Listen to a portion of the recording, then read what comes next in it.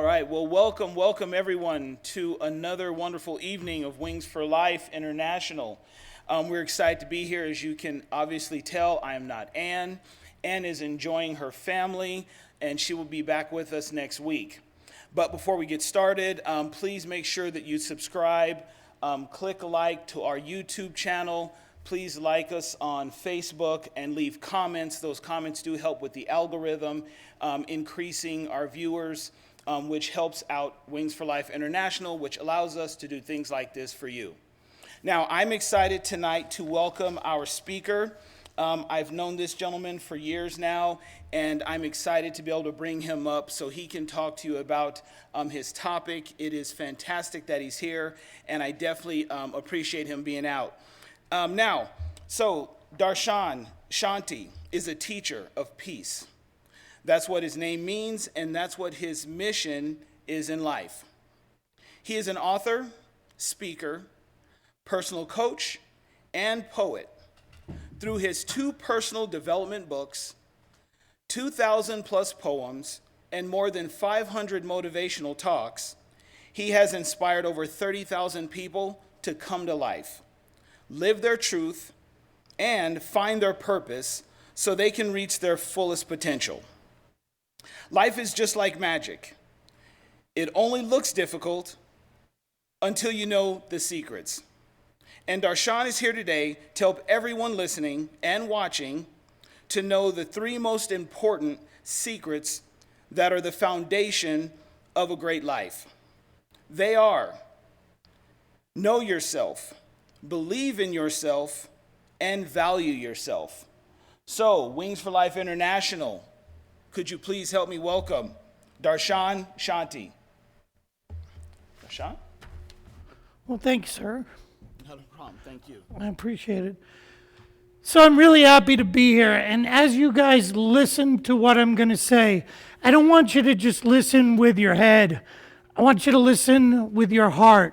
The whole purpose of this presentation, to help you to know yourself and believe in yourself and value yourself, is that when you do those 3 things, your life changes from the second you start. And let me ask you a question. When you think about your future, do you want your future to be fun, to be free, to be enriched, to be happy? Do you want to have kids? Do you want to live an amazing life? Do you want to travel all over the world? Or when you think about your future, do you think, there's nothing for me, I'm not going to be anything, I'm just going to be here, or I'm going to be stuck somewhere else in another facility? See, here's the thing. Depending on what you think about is what is going to actually be brought about in your life.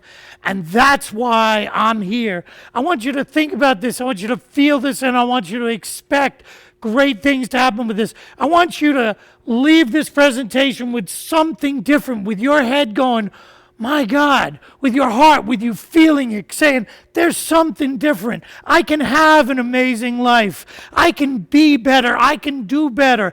But this isn't just about motivation, folks. This is about transformation. Let me explain the difference. Anybody can go rah, rah, rah, sis, boom, bah, and oh, yeah, you can do it. But here's the difference. A motivated caterpillar will walk a little bit faster. But a transformed caterpillar, now he will fly away. And what's the difference? I bet you don't want to just crawl a little faster. I bet you don't want your life to just be a little bit different than it is. No, I'm talking about you getting out being rich, you getting out helping the world, you getting out using your gifts, your skills, your talents, and your abilities to make the world better. Yes, you can do that. And these 3 things that I'm going to talk about, this wasn't 3, by the way, this is just using my hand. These 3 things that I'm going to talk about are going to really help you to do that. So I'm going to start by sharing my story and a little bit about my name. So my story was pretty rough growing up. Now, I was never incarcerated. Here's where my story was. I was the kid in school that everyone knew and no one liked. I was the misfit who didn't fit in with the misfits. I was picked on by everyone. The misfits would let me sit at their lunch table, but I had to sit away from them. And I would always look at all the other kids going, why are they so happy? What do they have that I don't have? Why does everyone like them? Why are they so popular? And I spent so many years alone. Let me put it to you this way. In second grade, I went to the principal's office 14 days in a row. They didn't know what to do with me. My teacher couldn't deal with me. My third grade teacher used to ignore me a lot, and that drove me crazy because I really wanted attention. My fourth grade teacher used to throw me out in the hall the whole time. His face would turn beet red. He'd look like a tomato. His veins would bulge out of his neck, and he would go, "Get out!" And so I spent my whole fourth grade year avoiding the principal, and I would stand behind the post, so when the principal would walk down the hall this way, he wouldn't see me, and I'd have to stand just like that so that I wouldn't get in trouble again and no one would see me. That was my fourth grade year. My fifth grade year, my teacher used to hit us. I didn't mess with him too much. He hit us with everything, but it's okay. He was one of my favorite teachers. Sixth grade was bad. Seventh grade was bad. Eighth grade was bad. I'm just skipping a lot of the details. When I say bad, I had fights all the time. I had teachers and I getting into fights. One time in 10th grade, I'll just jump ahead to 10th grade, my English teacher threw me over his desk because he thought I was going to hit him. Get that. And I literally flew over and I'm going, what is going on here? In every school, I had problems. I went to 5 high schools in 4 years in 3 cities in 2 states, and there was only one me in common, and I had problems every single place I went. 5 high schools, 4 years, 3 cities, 2 states, one me. Why do I say that again? Because it was all me. My whole life I blamed everybody else. It was your fault. It was their fault. Hell, in 12th grade, one of the kids crawled under all the desks, punched me, and they were going to kick me out of the school because they said if I wasn't sitting there, he wouldn't have done that. I'm not joking. He wouldn't have hit me if I wasn't sitting here, like I made him hit me. But that was the thing. I brought in all these problems, all of this negativity, all of this awfulness into my life. And then what? I joined the military. Now, I went into the Army, and I was a medic trained to save people's lives. So here's my job. You get shot, I patch you up, I save your life. Thinking that's pretty good, I should be pretty popular. No, I was not. In fact, my own unit voted me most likely to be killed by them in case of war because they figured they'd be safer off with me dead than alive. 100% true. That's what my life was like. All alone in the military. All alone in civilian life. No friends, no girlfriends. Nobody wanted to be with me. What was going on? Now, I told you I'm going to talk about believing in yourself. Do you guys think I believed in myself? Do you think I felt anything good about myself? Of course not. Nothing. Zero. Zilch. Nada. Nothing. In fact, it was the opposite. It was so negative. I was horrible. My beliefs about myself, and I want you guys watching to hear this, my beliefs about myself was that I was useless, that I was nothing, that I was a throwaway. Now, when you have a belief that you're useless and nothing and a throwaway, that you don't matter, everybody's got some version of I'm not good enough. Those were mine. When you have that belief, can you imagine how difficult it is? Can you imagine how rough everything was? Because that life kept remanifesting over and over and over again.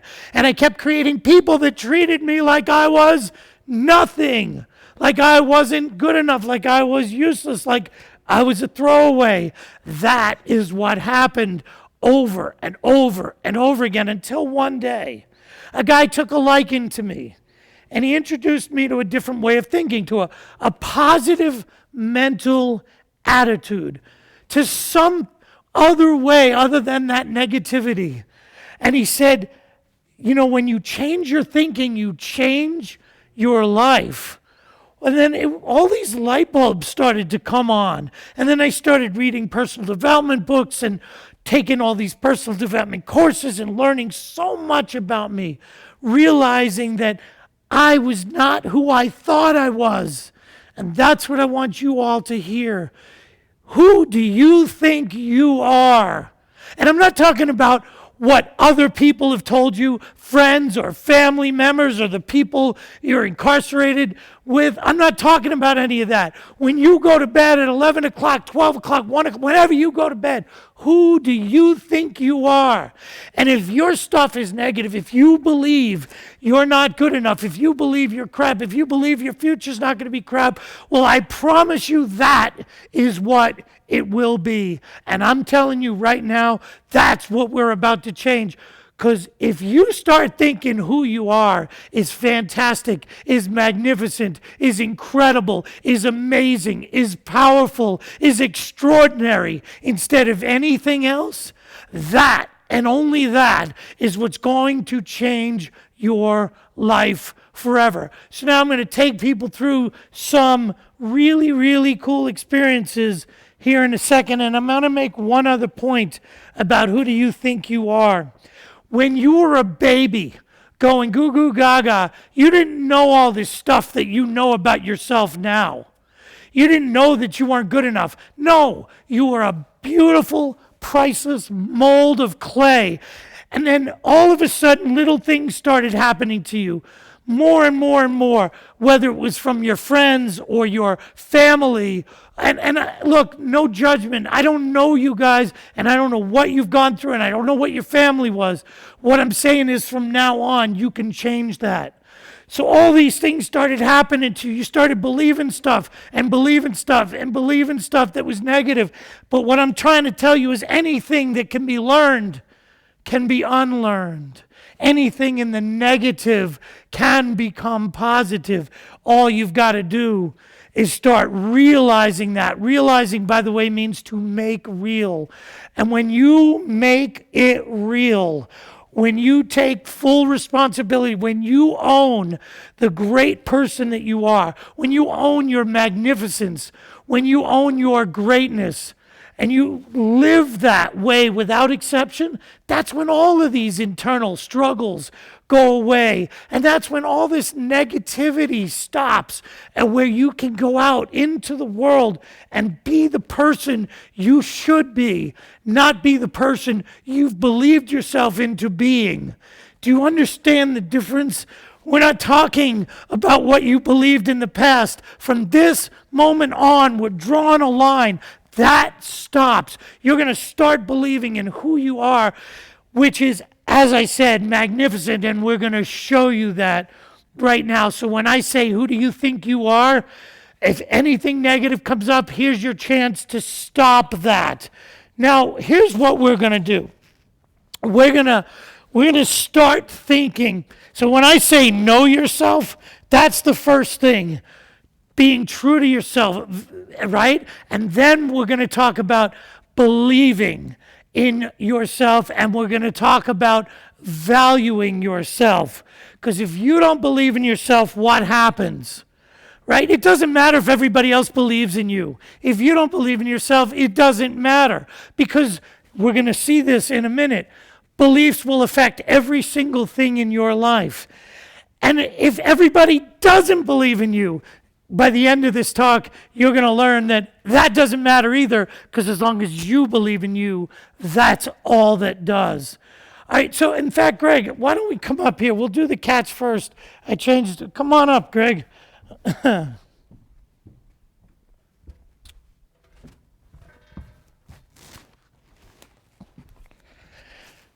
So you can come up here.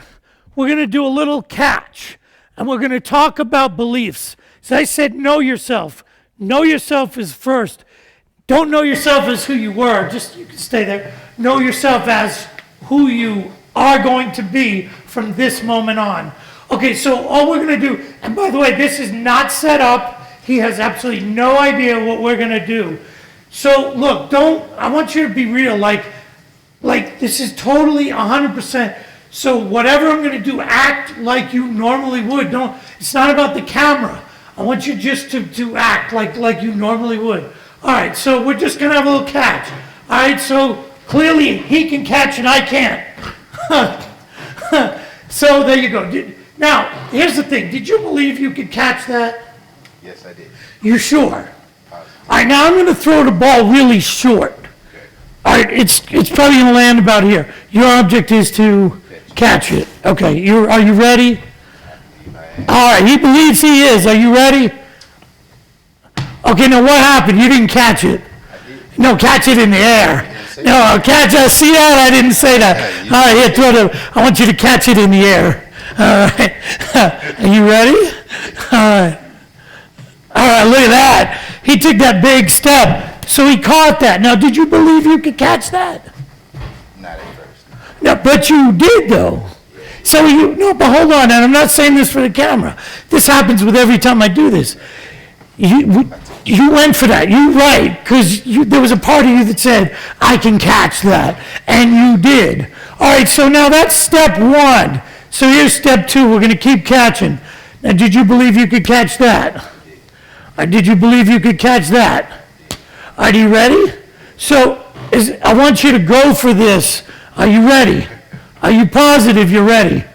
I'm as sure as I can be. Are you positive? He says he's sure that he can catch it. So let's see if he is, right? So how you throw All it? right, here you go. You ready? Now, what happened there? Oh, can't catch that. All right, so what's the point that I'm making? Did you believe you could catch that? No. All right, so you didn't believe you could catch that. Folks, and you, sir, do we ever go for things we don't believe we can achieve? Yes. We do? You just proved that you don't. You see, this is what's so magical about that. He said, yes, we do. But wait a minute, you didn't go for that ball I just threw behind me. You were in the way. Oh, all right, here you go. I'll stand right here. I'm good. Oh! Like he said, oh, I'm good, don't worry. So here's the point. If you don't believe you can do something, which is change your life, learn a skill, learn a trade, do whatever it is you want to do to get out, to be happy, to lead an amazing life, guess what's going to happen? Absolutely nothing. And it won't matter about who's telling you, yes, you could do this, yes, you could do this. If you don't believe, it's never going to happen. And there's the example. So you believe you could catch that, right? But you didn't believe you could catch the one right behind you, right behind me, right? All right, so now here's the thing. We're going to talk a little bit about your future here. So I want to talk to you guys about your future. So here's why. So at what point, this is a magic ball.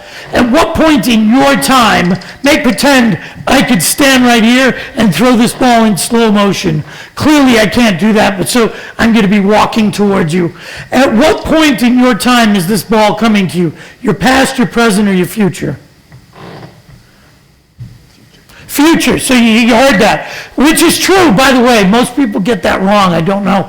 It's, of course, because it's not there yet. Your future is coming. Now, I'm going to turn around. Your object is to catch it. At some point, I'm going to drop it. All right, so here comes this magic ball. Now, is he looking at it? Is he moving his hands? Don't grab it. You see why. It's okay. Okay, so he was moving his hands and his arms, right? He's moving his eyes, right? Now, relative to this, you should be moving your hands because I might drop it over here. All right, relative to this, here comes your what? Future. Future. And in your time, at what point relative to your future are you doing stuff? Your past or your present? Present. Present. So you're telling me you're doing something in your present to get ready for your future. And folks, that's how it always is. What are you doing right now to get ready for the future? Because it's your future that calls you into action. It's your future that determines what you're going to do. So here we go. So I could drop it here. I could drop it here. Is he moving around, looking, trying? All right, there you go. You got it. So you were taking action in the present to get ready for the future. Here's the thing, folks. What do you see your future as? Do you see your future as useless or hopeless or nothing? Or do you see yourself as a potential to do something? Do you see yourself out becoming healthy and wealthy and everything that's good? Because you can do that. You see, if I can turn my life from a useless, nothing throwaway, then anybody can. And it doesn't matter what you've done. It doesn't matter what people have told you. It only matters who you believe yourself to be. Again, whether anyone supports you or not, and that's the important part. It doesn't matter as long as you believe in you. Think about when you were a baby learning to walk. Everybody supported you, right? They're trying to pick you up, get you going. You can do it, you can do it. Same thing when you were learning to ride a bike. Then you get older and they stop supporting you. In fact, they become negative, and that's a shame. Do you have any questions? Look, folks, I'm going to sum that whole belief up. Do we ever go for things we don't believe we can achieve? No. If I said to you, touch that light right from where you are, would you even bother? Without any support, no ladder, no stick, you just got to touch it. No. So if you don't believe in yourself, folks, it doesn't matter. You're never going to go for it. That's the point. We never go for things we don't believe we can achieve. And the only one that is in charge of your beliefs is you. All right, Mr. Short, thank you. I appreciate that. I hope you got some careful on those steps.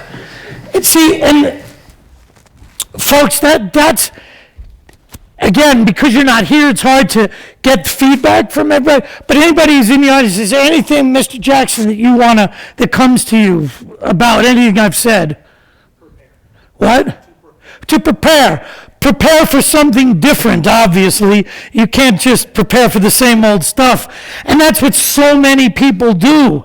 They just keep rehashing things over and over and over again.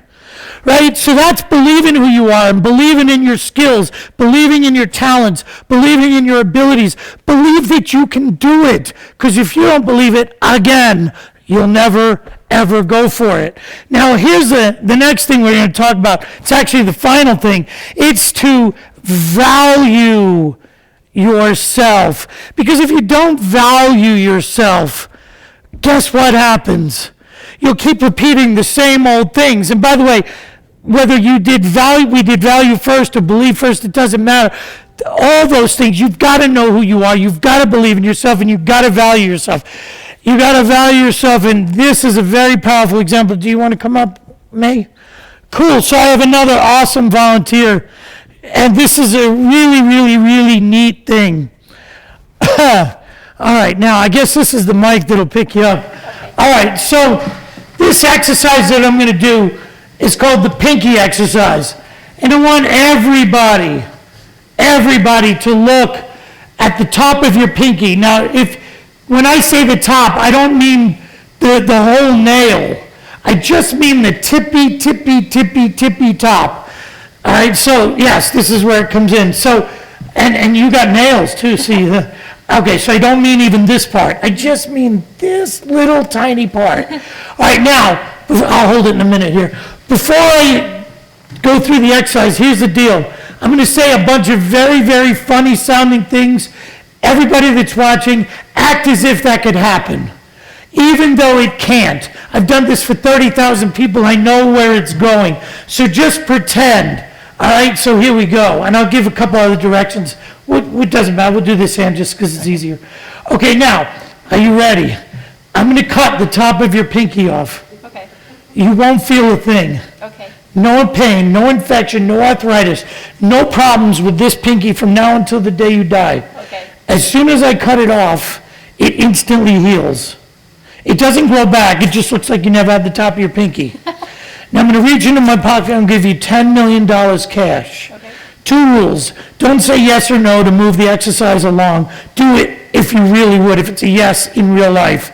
And number 2, and more important, it's a value for value exchange. If I said I'll give you $10 million for your shoes, You wouldn't say, oh, wow, I could buy a house, I could take care of my family. You would just give me your shoes and take the 10 million bucks because it's a good value, right? Correct. Does that make sense? Yes. Same thing with your pinky. It's just a value for value exchange. So y'all got that? Just a value for value exchange. All right, so I'll give you $10 million for the top of your pinky. Would you do it, yes or no? Yes. Okay, so she would. Now, there's a bunch of people out there that would too. All right, hold on, I'm going to do this. How about you, Mr. Jackson? Would you do it just for the tippy top of your pinky? Yes, would you do it? No, would you do it? Okay, great. So we have 3 yeses and a no. Good, we'll work with you guys. So you would do it. All right, great. You would do it for 10 million. I got it. All right, now we'll just go to the whole pinky. Okay, so now it's gone. No pain, no infection, instant healing. You can't get a pinky transplant, no robotics. You have 3 fingers and a thumb, that's it. I'll give you 100 million more. So you'd have 110 million, but no pinky. Yes. All right, great. No, oh, you're going to stop for 10. We'll get to you in a second. How about you? Do you, any amount of money for the top of your pinky? No amount. Mr. Shaw, any amount of money for the rest of your pinky? It's 10 million for the, you're going to stop at 10 million. All right, great. So now, and everybody that's watching, as you look at your, either the tip of your pinky or the whole pinky, you're going to go on, you're going to stop, you're not going to do anything, you're going to stop, but you'll go on for 110 million. This is perfect. Now we're going to go to the next finger. She's giving me the finger, folks. God, I can't get, man, this is bad. All right, so we're going to go, man, I feel, no, all kidding aside. So we're going to chop that one off. We'll give you 500 million more. So you'd have 610 million. I'll stop. No. No. I'll give you $1 billion more. No. Is there any amount of money I can offer you for this finger? No. Nothing. No. So you're going to stop at 110 million for your pinky. Again, it's just a value for value exchange. If I said I'll give you $1 billion for the left shoe and $1 billion for the right shoe, you would say yes, I'm sure, right? No. Oh, you wouldn't? These shoes hold a lot of value. Okay, forget the shoe. See, this is interesting. This is great. You understand whether it's your shoes, a jacket, it's just about your earring. You understand that you have billions of dollars. And so you're going to stop at 110 million. Yep. Now, folks, everybody, whatever number you've stopped at, or if you'd say, shit, man, I'll keep selling. They can have my whole, I had 2 guys' arms for 20 million. Well, that's not a joke. 2 complete arms, 20 million, not 20 million each, just 20 million. All right, there you go. So 610 million, right? That's where we are. Here's the whole point of this exercise. Here's where valuing yourself comes in. If just your pinky is worth $610 million, how much is the rest of you worth? More than that. How much is that? It's priceless. Priceless. Did you hear that, folks? Priceless means so valuable, you can't put a price on it. That's what priceless means. That's the truth. You are an immeasurable treasure. Your value is so immense, there is no measure. You are priceless, not worthless or worthless, however way you want to look at that word. You said you're priceless, by the way. I didn't. Now, would a priceless person treat him or herself badly? No. Would you if you knew you were priceless? No. Of course not. That's the whole point of this. 610 million. You can never look at this pinky again, Okay. or the finger you I gave got me. 4 more You got it.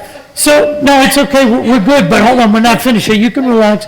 So, that's the whole point. You are priceless. Priceless people don't do things that hurt other people. Priceless people don't do things that are hurtful to themselves, whatever those things are.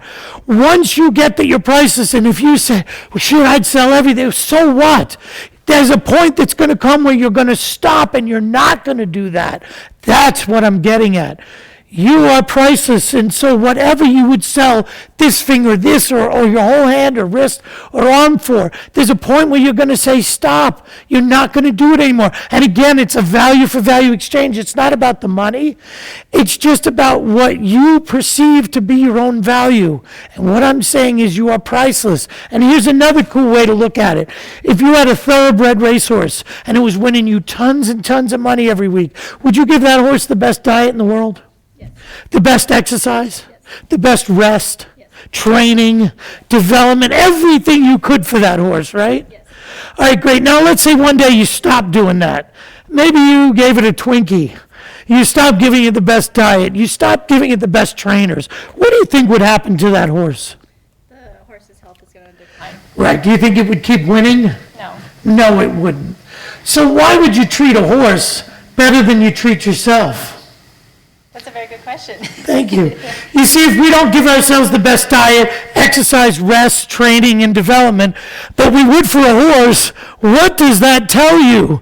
And you say, well, the horse is winning you tons of money. So what? If there wasn't a you, there wouldn't be tons of money that was being made because the horse couldn't do anything. It's only because of you. That's the beauty. Anytime you treat yourself like you're less than, which makes no sense now, because what did she say she is? And what are you guys that wouldn't even sell any more of your fingers or sell anything? You are priceless. So it doesn't make sense to treat yourself like you're any less than that. Don't ever treat yourself worse than a horse, because you are worth more than a horse. You are priceless, and that's the magic. And I hope this has inspired you in some way, and not just inspired you, but anytime you go and make a decision that's less than, that doesn't support you, that doesn't move your life forward, you should remember this conversation, because not only are you're worth a lot more than a horse, but you are indeed priceless. So thank you very, very much for your support. And then to wrap this all up, guys, knowing yourself, believing in yourself, and valuing yourself. That's why I titled this talk, Life is Like Magic. It only looks difficult till you know the secrets. These are the biggest secrets, period. When you do that, nothing's impossible. Everything, I should say, is possible, and you're capable of doing so much more. Just start believing that, and no matter what negativity you get, oh man, you ain't the same. You know what? Forget them. Steve Harvey, and I'll wrap up with this comment, did that. He's fabulous now, multi-gazillionaire, right, everywhere. But he used to hang around on the street all the time, and when he started changing, everybody said, oh man, you're not the same, we don't like you, get lost. And he would just be like, you know what, I'm entitled to whatever they had because they ain't going to get it. And that's the thing, it doesn't matter who doubts you. You believe in you. You know that you're priceless. You live that way without exception, and you guys will have an amazing future. Thank you so much. My name's Darshan Shanti. That means teacher of peace. This has been my pleasure. God bless you guys, and have a beautiful, beautiful life. Awesome. Thank you very much. Appreciate you. My pleasure. Awesome talk. Well, thank you so much. And again, we're just excited. I told you I was excited to have him here. I was a fantastic example of value. We're really hoping that everyone got something out of that. Before we end, a few more things that I did want to go over. Again, please like and share our YouTube channel, Facebook page. Please remember that those of you that are looking for work, Wings for Life is here for you in different capacities. We are working with several companies. Two companies in particular that we are working with are Positive Energy, or Solar Energy, and Everguard Roofing. They're looking for workers, so you can come by Wings for Life, give us a call, whatever the case may be, reach out, and we will do what we can to help you get employment. Please remember our upcoming events. Also, Ann will be returning, so you won't have to hear me as much next week. She'll be back, and we're excited to have her back. The other thing we want you to remember, and please share this also, is our Week in Review TV show, if you will. It is a podcast. And we've got a great individual who just joined the team. Sean is doing a fantastic job. We've got interviews coming up, a lot of great things coming out. So please look for us on our YouTube channel. Like and share the new show, Wings Week in Review. And as you all know, Ann usually ends with the story. And today what I'm going to do is she gave me some information that I want to go over with you. And you can jot these down. We're going to go over the 15 things you could give up to be happy. Let me say it again. 15 things that you could give up to be happy. Number 1, give up your need to always be right. Give up your need to always be right. give up your need for control. Number 3, give up on blame, pointing the finger. Number 4, give up your self-defeating self-talk. What are you saying to yourself? Number 5, give up your limiting beliefs about what you can or cannot do, about what is possible and what is impossible. Number 6, give up complaining. Big one. Give up complaining. Number 7, give up the luxury of criticism. Number 8, give up your need to impress others, something we all need to work on, including myself. Number 9, give up your resistance to change. Number 10, give up labels. Number 11, give up on your fears. It's a tough one. Number 12, give up your excuses. It's another big one. Give up your excuses. Number 13, give up the past. Please, give up the past. Number 14, give up attachment.